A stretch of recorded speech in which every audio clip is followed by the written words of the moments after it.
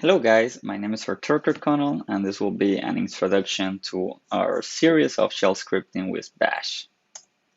So a few questions we'll be answering here will be, what do I need shell scripting for? What to expect from this series and prerequisites.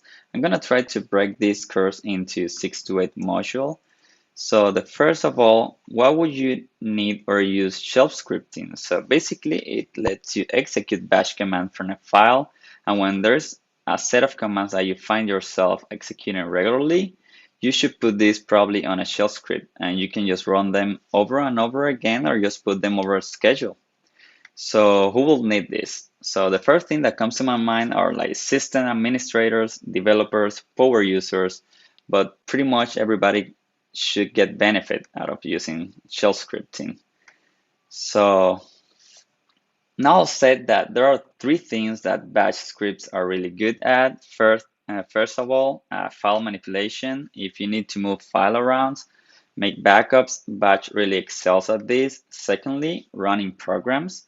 And finally, processing text. So Batch is really good at processing text when you combine it with tools like grep or set.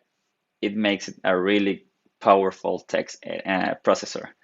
And of course, this barely scratches the surface of all of the places Bash could be useful.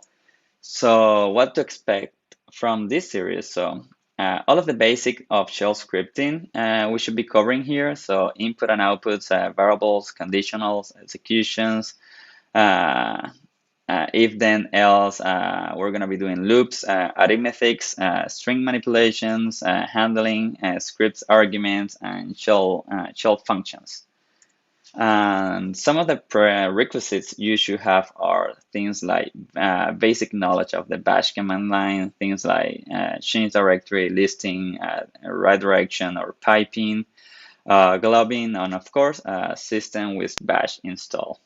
So, well, guys, let's get started here. And don't forget to subscribe and leave a like. See you soon.